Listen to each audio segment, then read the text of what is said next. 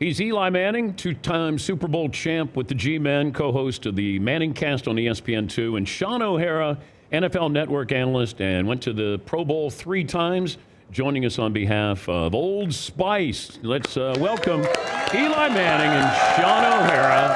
Whoa, okay. What's up, Dave? All right, looking good. Good to see you. All right, guys. How we doing? Nice to see you. What's up, fellas? Hey, how we doing? All right, looking good. Good? All right. Hey, feeling good. You guys look like from the movie Step Brothers. You guys could be. That's the greatest compliment you've ever given Shaun. That's his Do favorite you want to do movie. karate in the garage? Yeah, he will now quote that movie for the rest of this interview. There is so much more room for activities now that we have bunk beds, Dan. That movie is sneaky great. It's just not good. sneaky, it's This just is straight good. Yeah. Well, I think I don't know if it was successful at the box office, but all of a sudden it was like, have you seen the movie? Have you seen the movie? After it came out, and with John C. Reilly and Will Ferrell, awesome.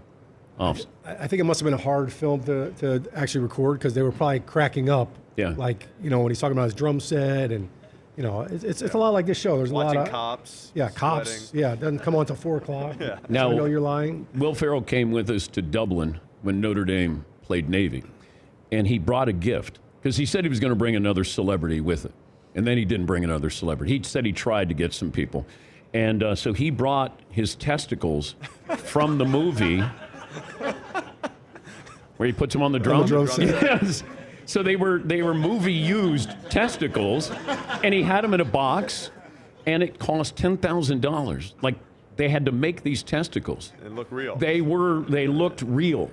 And he was so, like, it was delicate, like he's opening up like an engagement ring for his wife. And he goes, and I said, those are your testicles? He goes, yes. So you guys didn't bear gift. I mean, you brought us deodorant or Yes. something. Hopefully they didn't smell. No. We could fix that. I'm sure you could. This is designed for that, actually. Do you have to have a good relationship with quarterback and center, like personally? Does that help at all? Eli? Definitely. It's a very delicate relationship, Speaking of testicles. Right, yes. Okay.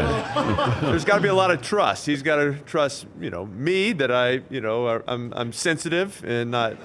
And then I got to trust him that he's going to take care and keep things clean. Oh, okay. Yes. Yeah, it's delicate is one word for it. It's a very intimate relationship. Wow. The quarterback. Wow. I didn't want to go that way. I think we're actually kind of seeing an issue in the NFL now where that relationship is kind of starting to separate. Everybody's in the shotgun. Go on the gun. It's because they smell. People are scared to go underneath. They do not have pits to toe protection, and I think when you look at like quarterbacks, there are some quarterbacks, they're not all the same. Like some of them will get in there like begrudgingly, and then some get right up in there. So I think the tush push is bringing quarterbacks and centers back together. Oh, you like that? I think it's big, like and I think it's good for the NFL. It's good for quarterbacks. It's good for centers. When Brady did the quarterback sneak, it was just called a quarterback sneak. Right.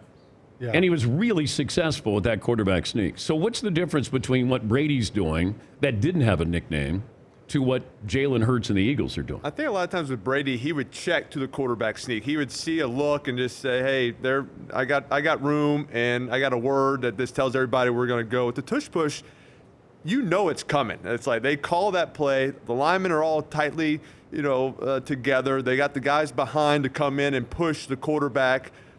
Each one takes a cheek, kind of right cheek, left cheek, and give a little push to get that first down. So it's a little different in. It's just hard to stop, but it's not really the tush pushing that gets the first down. It is the offensive linemen. They are getting low. They are going down low, and Jalen Hurts can squat 700 pounds. That doesn't hurt also. So it's just it's a different philosophy. You couldn't squat that? I can squat you were close. half that, maybe. How much could you bench, Eli?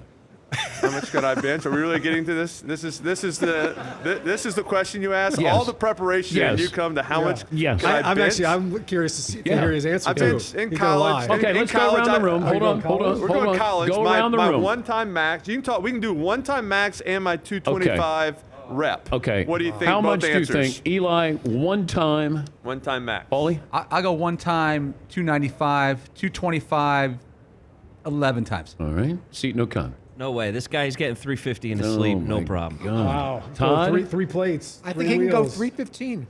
315. Marvin? Go 275. All right. Jeez. Yeah, You want an answer? You want to get in this? Go ahead, Shaun. I think you probably got 335.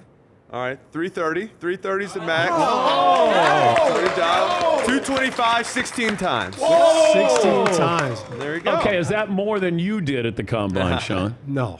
He wasn't invited. He wasn't invited to the combine. Come on. Why you gotta go there, Dan? Come on, Dan. My first invitation to the combine came from the NFL Network, actually. So I'm like, I always wanted to be here. and see what this was Congratulations. like. Yeah, you got no, to go to the combine. I think I did 29 coming out, but that was at my Rutgers Pro Day, which I had 5 of them because we didn't have one day because we weren't that good, so we had to spread it out. But yeah, that's a pretty impressive 16. I think Orlando Brown only did 16 coming out. There you go. I was swole. Yeah. 335 though. I don't know. We had a couple of under 300 estimates right there. Yeah. Paulie, what are 3 plates. You gotta get the 3 plates. Eli's career rushing? Career rushing stats, I have 567 yards in his career. Thank you. 7 touchdowns. Career long, let's see, 18 yards. Yeah. I think I know. Rushing touchdown. Career long. It was a rushing, yeah. Yeah, rushing touchdown. I Was think that in London? no, that was Tampa Bay, at Tampa. You've had so many that you could just 18 recall them all Yeah. right immediately. Well, you had Yes. 7. You had 7 rushing touchdowns. 7 rushing, 18-yarder. Yeah. But like Tom Brady's a 1,000-yard rusher, Right. right? We played longer. 22 years. Yeah, but he still rushed for 1,000 yards. They don't include sacks in the rushing stat. Otherwise, I'd be negative.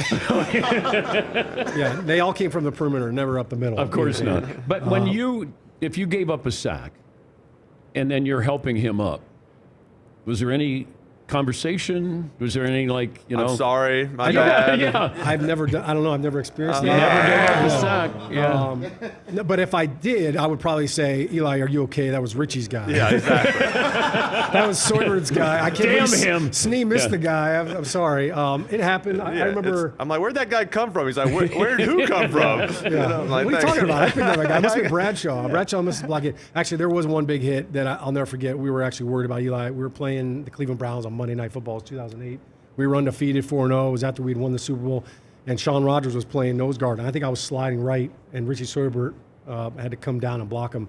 He hit him with like the Reggie White hump move and hit Eli. And Eli was like, ugh, like you could hear the audible when he hit the ground. Yeah. And Richie goes like, I think I just got Eli killed. And he was so worried about it. He's Still like, got a "Eli, I'm rib." sorry. I'm sorry. I got You a okay?" rib that sticks out a little funny from that hit. He was a big man. He's Eli Manning, Shaun O'Hara, and Shaun working for the NFL Network, went to the Pro Bowl 3 times.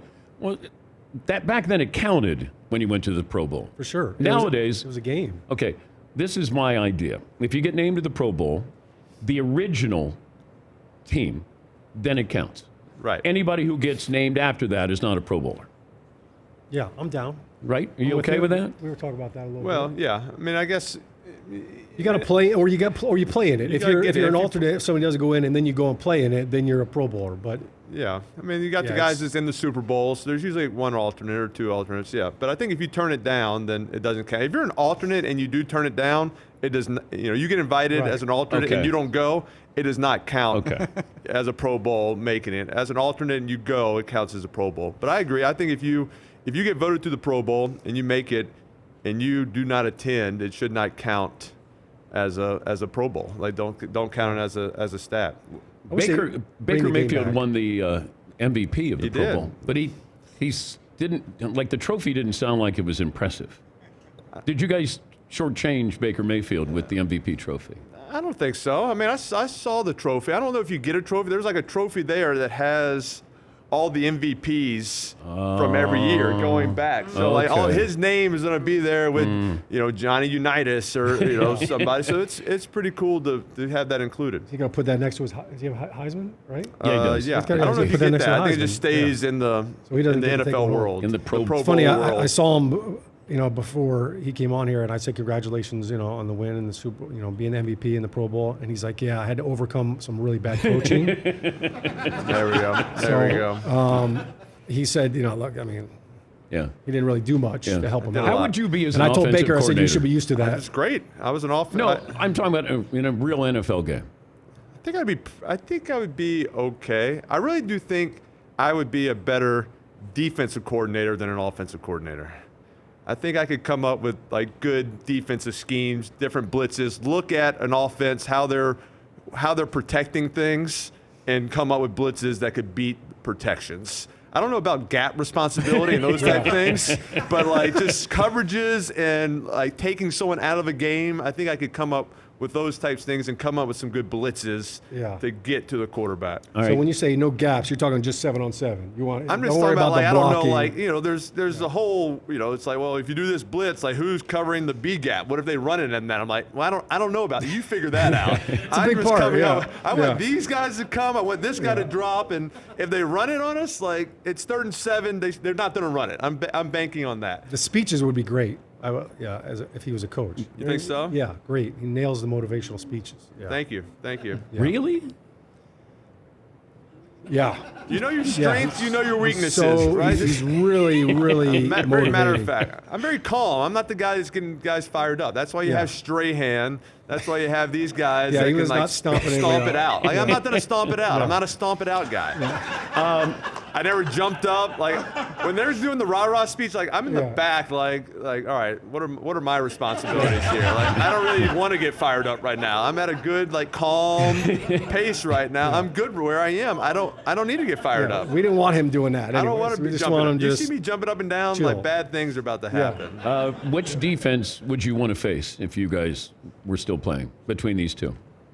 I think obviously we've knowing Spags, he was our defensive coordinator of the Giants. I think the difference in these two coordinators and styles is with Spagnuolo, you always have to worry about the blitz. He's going to have exotic blitzes. He can come out all out blitz 0 at any moment. It doesn't have to be 3rd down. It could just be 2nd and 4. He's like, hey, we're going all out blitz. So you always have to have your protection answers, beaters, and prepared for that.